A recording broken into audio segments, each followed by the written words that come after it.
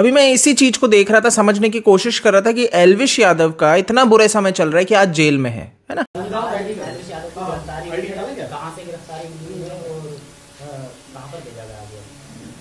ये देखिए, सेक्टर 49 पर अभियोग पंजीकृत था, जिसकी विवेचना सेक्टर 20 के निरीक्षक द्वारा की जा रही थी और यह अभियोग वाइल्ड लाइफ प्रोटेक्शन एक्ट के साथ साथ IPC की धाराओं में पंजीकृत हुआ था। आज पूछताछ के लिए बुलाया गया था। पूछताछ के दौरान पर्याप्त साक्ष्य पाए जाने पर एल्विश यादव को माननीय न्यायालय के समक्ष प्रस्तुत किया जा रहा है। इस संबंध में विवेचनात्मक कार्रवाई प्रचलित रहेगी। NDPS की धाराओं में जी, वो साक्ष्य के क्रम में NDPS की धाराओं में बढ़ोतरी हुई है। बहुत क्लियरली दिख रहा है। वो व्यक्ति अभी कुछ ही महीनों पूर्व अगर आप उसको देखोगे, कुछ दिन ही पूर्व अगर आप उसको देखोगे, तो वो लेविश लाइफस्टाइल इस तरह से दिखा रहा था और लोग बहुत प्रभावित भी होते हैं उसकी लेविश लाइफस्टाइल देख के और सोचते हैं कि ऐसी ही लाइफस्टाइल हमें जीनी है। देखिए, उसके बहुत से जो कंटेंट है, मैंने बहुत क्लियरली कहा है, वुमेन को ऑब्जेक्टिफाई करना, गाली गलौज करना, गुंडागर्दी करना, मैं इसके बिल्कुल विरोध में हूं। ठीक है, अगर आप ये चीज कर रहे हो बहुत गलत है। बट पॉइंट ये है कि अभी रिसेंटली मैंने देखा कि एल्विश यादव के माता पिता को मीडिया ट्रायल पूरा किया जा रहा है, यानी कि उनको चैनल पे बुलाया जा रहा है, वहां पे वो बैठे हैं और उनसे इस तरह से प्रश्न किए जा रहे हैं जैसे वो ही आरोपी हैं। आप अपने बेटे के कभी बैंक अकाउंट्स देखते हैं, उसके स्टेटमेंट्स देखते हैं, अगर उसमें कहीं से अचानक से बहुत सारा पैसा आता है, आप उससे पूछते हैं कहां से आया है पैसा? बिल्कुल पूछते हैं जी। तो आपको कभी नहीं लगा कि इनअप्रोप्रिएट फंड्स आ रहे हैं उसके अकाउंट में? सिर्फ यूट्यूब से ही चल रही थी आपका घर? हाँ जी, नहीं, मैं जॉब करता हूँ। हाँ। मैं भी गवर्नमेंट टीचर हूँ। अच्छा। यूट्यूब से एल्विश यादव के पास कई लग्जरी गाड़ियां हैं, गुड़गांव में उसके पास कई बड़े बड़े फ्लैट्स हैं, ड्यूप्लेस हैं। आपने देखे हैं सर ये सब? नहीं, जो मेरा प्लॉट में घर बना रहा हूँ 57 में, आपको पता है कहाँ से मिला है वो? तो आप नहीं पता? आपके पास कोई घर नहीं है? एल्विश यादव के पास कोई घर नहीं है? नहीं, मैं कह रहा हूँ कोई लग्जरी गाड़ी नहीं है आपके पास? लग्जरी गाड़ी मैडम लोन पे गाड़ियाँ। लोन पे गाड़ी है लग्जरी की? लोन पे गाड़ी और लग्जरी। लग्जरी की गाड़ी लोन पर है? हाँ जी, लग्जरी की गाड़ी लोन पर ली है आपने? लग्जरी एक वो है, 2 गाड़ियां हमारे पास बस। ठीक है, एक मेरी वैगनर है। ठीक वो है, आप इस्तेमाल करते हैं, लेकिन एल्विश यादव जिस तरीके का लाइफस्टाइल जीता है सर, एक आम यूट्यूबर के लिए वो लाइफस्टाइल बहुत मुश्किल है। नहीं, लाइफ चाहे आपके पास लाखों आ रहे हो, लेकिन ये करोड़ों आ रहे थे कि कहां से आ रहे हैं सर? आप कह रहे हैं मुझे कुछ नहीं पता, वो बेगुनाह है, वो बेकसूर है, उसे ऐसे ही अंदर कर दिया गया है, उसे कोई NGO फंसा रहा है। सर क्यों NGO फंसाएगा? आप बताइए मुझे, क्यों NGO फंसा रहा है? आप तो उल्टी बातें कर रहे हैं जिस चीज से। अरे सर, NGO फंसा रहा है तो कोई कारण तो होगा, कारण बता दीजिए। कारण बता तो दिया उन्होंने कि भाई ये वो जो क्लिप उठा के लाए कि ये तो ये काम करता है, इसके सांप गले में है, ये वो सिर्फ एक वीडियो से लिया गया है? वीडियो से लिया क्या गया? वो सिर्फ वीडियो से लिया गया है? बिल्कुल वीडियो से लिया गया है। क्या उसमें अलग अलग लोकेशंस नहीं है? लोकेशन अलग अलग गाने सेट होते हैं, वो जो हमारे जो ये वीडियो बनाता है उसमें भी अलग अलग जगह से होते हैं। मैं कैसे मान लूं इस चीज को? आप मतलब हम आपसे मिलने आए कि भाई वीडियो ऐसी ना चलाई खबरें, आप उल्टे हमें वो कर रहे हो कि भाई सर क्या करता है? नहीं, आपका पक्ष जान रही हूँ। पक्ष बिल्कुल मेरा बिल्कुल ये पक्ष है जी। आप ये कह रहे हैं कि एल्विश यादव बेगुनाह है? आपने हाँ बिल्कुल बेगुनाह है, 1000% लाख % बेगुनाह है। करने वाला बैठा आराम से, लेकिन चैन नहीं पाएगा, वो सुख नहीं पाएगा। ये एक माँ की बद्दुआ है जिसने आपके बच्चे को। हाँ जी, बिल्कुल फंसाया है, क्योंकि उसको पता है निर्दोष है, पूरे प्रशासन को पता है निर्दोष है। लगेगी कि आज आपको भी पता है निर्दोष है, वो सबको पता है कौन क्या सच और क्या झूठ है, पूरी दुनिया को पता है। बताने की भी इतनी जरूरत नहीं है। जो बच्चे को प्यार दिया है उनको सबको पता है। हमारे फ्रेंड जैसे वो है, हमारे रिलेशन है। रात को 11-12 बजे फोन कर हमारे गांव में जाके पापा जी ये जीता हूँ मैं, आप कहते ना आपको नहीं पता, आपसे दूर रहता है। इस तरीके से उनको ट्रीट किया जा रहा है कि वो रो रहे हैं लाइव न्यूज चैनल पे, और देख के मुझे बिल्कुल अच्छा नहीं लगा। मुझे समझ में नहीं आया कि आखिर क्यों उनको न्यूज चैनल पे भेजा जा रहा है। उन्हें जाना ही नहीं चाहिए पहले लेवल पे अब उनके माता पिता को, ठीक है। बट वही चीज है, देखिए माँ की ममता, पिता का प्यार, यही चीज तो पूरी की पूरी एक दुविधा बन चुकी है। दुविधा इस सेंस में कि वो करे तो क्या करें, अपने बच्चे को बचाने के लिए वो हर तरीका अपनाना चाह रहे हैं। वो न्यूज़ चैनल पे भी जा रहे हैं अपनी बात रखने के लिए, लेकिन वहाँ पे उनको न्यूज़ चैनल वाले ऐसे घेर रहे हैं गिद्धों की तरह कि उनकी स्थिति वहीं पे वो टूट गए। और टूटे भी क्यों ना, उनका बेटा आज जेल में है ना। अब समझने वाली बात यह है कि एल्विश यादव के ऊपर जो केस हुआ है वो साधारण नहीं है।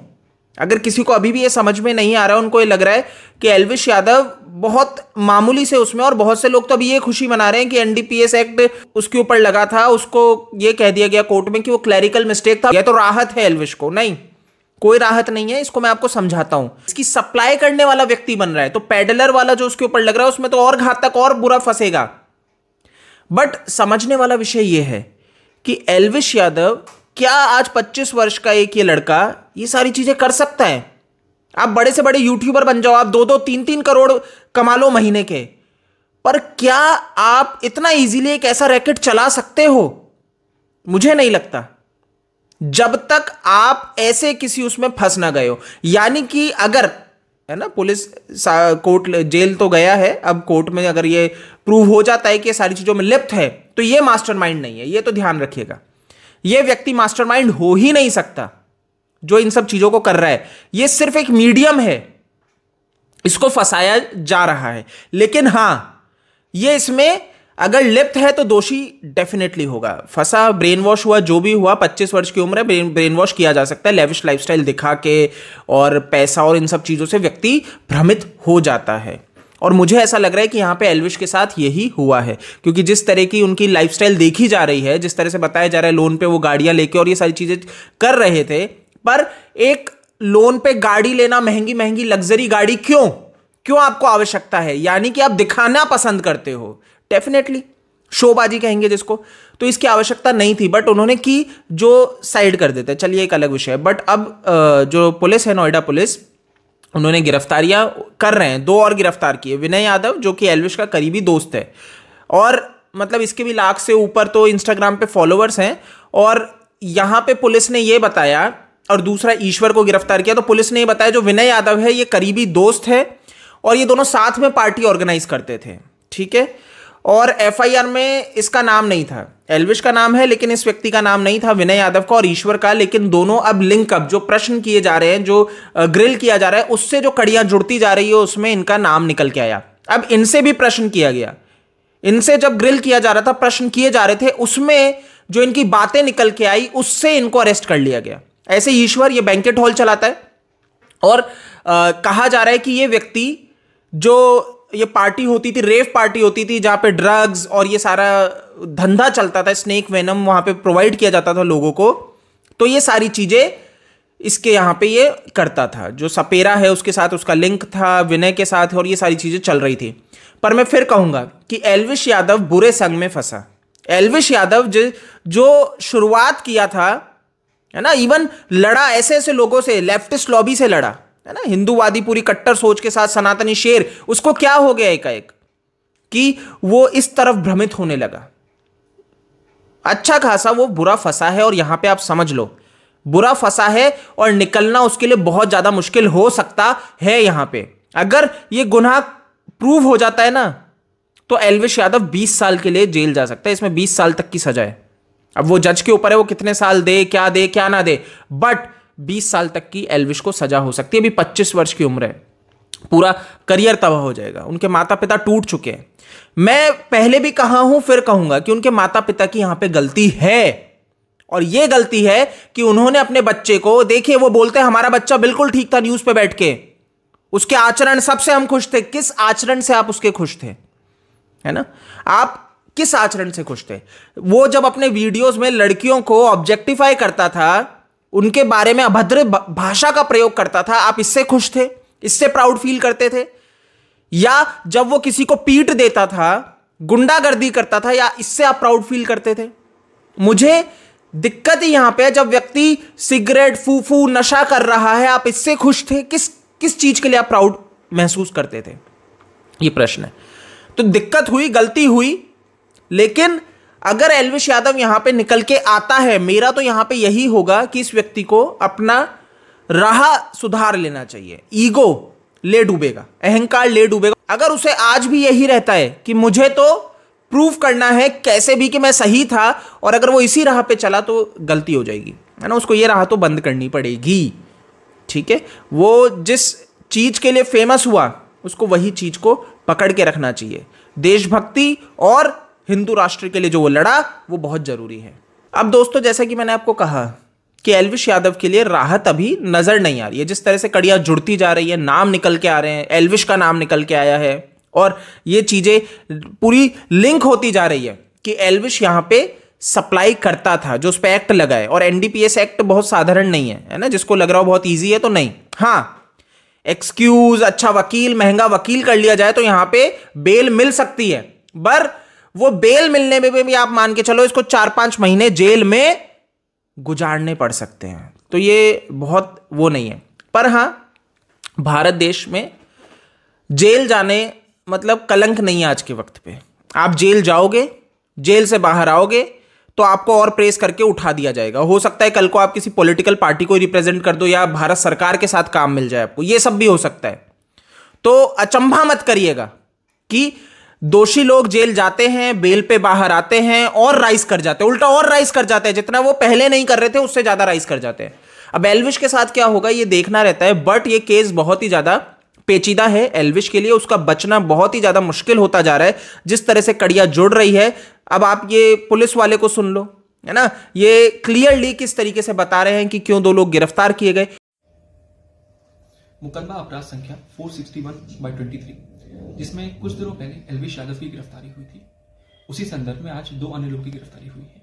इनका नाम ईश्वर और विनय है। ईश्वर राहुल सपेरा के साथ लगातार कांटेक्ट में रहता था और उनकी मुलाकात भी होती रहती थी। ईश्वर का बैंक्वेट हॉल है और टेंट का काम है, जहां पर वो सांपों को बुलाता था और सांपों के जहर को बुलाता था। विनय एल्विश यादव का खास दोस्त है और अक्सर ही वो साथ में उसके रहता है। ईश्वर की विनय से खास दोस्ती थी और दोनों आपस में काफी बात करते थे और एक दूसरे के साथ इन लोगों का बिजनेस लिंकअप भी था। विनय यादव ईश्वर के द्वारा इन तरह की पार्टियां कराता था और एल्विश विनय का इस्तेमाल करता था इन सारी पार्टियों को कराने के लिए। दोनों लोगों को न्यायिक हिरासत में लिया गया है और अन्य विधिक कार्रवाई प्रचलित है।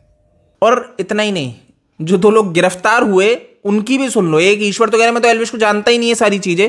भाई मैं बहुत गरीब आदमी और मेरा क्या संपर्क है? टेंट का काम है मेरा, मैं टेंट के काम। आपका एल्विश का क्या संपर्क है? कोई संपर्क, कभी जिंदगी में दर्शन भी नहीं दिया एल्विश को मैंने, कभी आज तक दर्शन भी नहीं हुआ एल्विश के मेरे पास। कैसे जानते हैं आप एल्विश को? मैंने कभी देखा ही नहीं एल्विश को।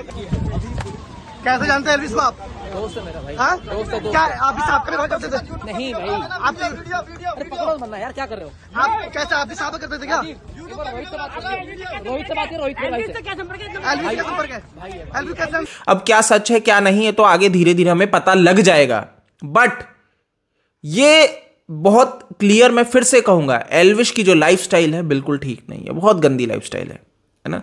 जिस तरीके से वो गुंडागर्दी को प्रमोट करता है, अभद्रता को प्रमोट करता है, लड़कियों के प्रति इस तरह की भाषा को वो प्रमोट करता है, वो सब बंद होना चाहिए। इस वीडियो में इतना ही है। जय हिंद।